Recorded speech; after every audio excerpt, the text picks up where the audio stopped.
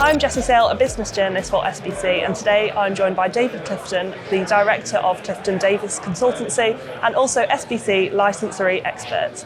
How are you doing today? Thank you for joining. My pleasure. Good to be here. So firstly, how are you enjoying the event so far? All of SBC's events are absolutely fantastic. What they do is instill business and discussion about business better than any other conferences in this sector that I've ever attended. Wonderful. So with the Gambling Act review looming, how important is it for operators to attend events like this? Of course, the key issue is that we don't yet know what is going to be in the white paper. We're anticipating that it could be published before the end of this month. And those who came to the panel that I was just presenting on hopefully learned something. No, it's a good thing they're here, and even more important than when there are other conferences such as this, once we know what the government is proposing here in the UK. So the gambling reform panel that you just said you've just spoken on, what were the key takeaways from this? Well, it was all to do with what are we expecting, but we have had clues already coming through from comments made by government ministers, certain of which have been picked up in the press, who may have reasons for comments that they're making. It's going to be the issue of affordability, which has been a long-term topic of debate and controversy.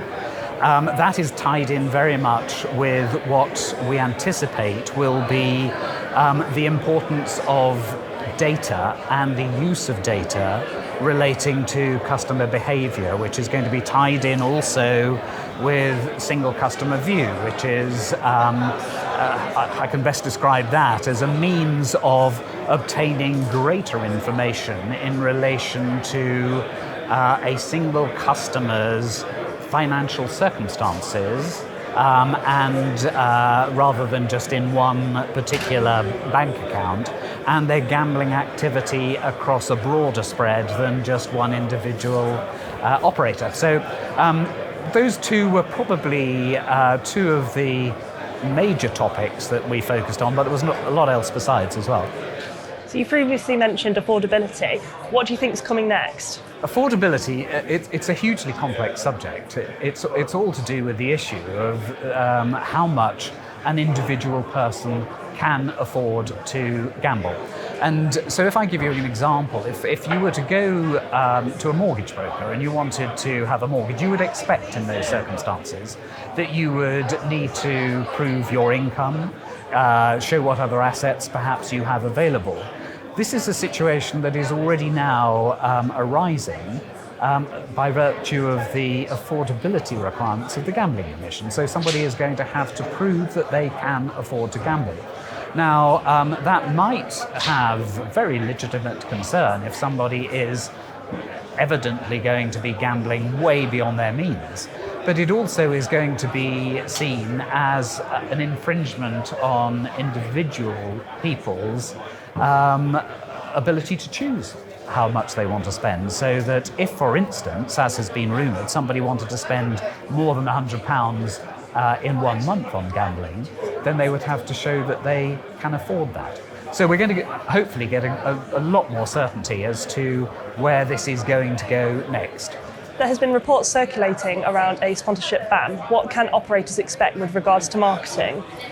The sponsorship ban that you're talking about, I think, is primarily concerning the sponsorship of sports clubs, football clubs in particular, by licensed gambling operators. There has been increasing concern raised that this is going to have a contributory effect as far as problem gambling is concerned, and also insofar as effect upon children. There is absolutely no evidence from research that this is the case. That doesn't mean that there is not concern that nevertheless, for political reasons, we could find that a sponsorship ban is imposed by the government to stop this sort of gambling sponsorship occurring. As matters stand, I think that On balance, it's probably unlikely that will happen. Indications that have been reported back so far are that there will be pressure brought on Premier League football clubs that they are to cut their ties with gambling companies.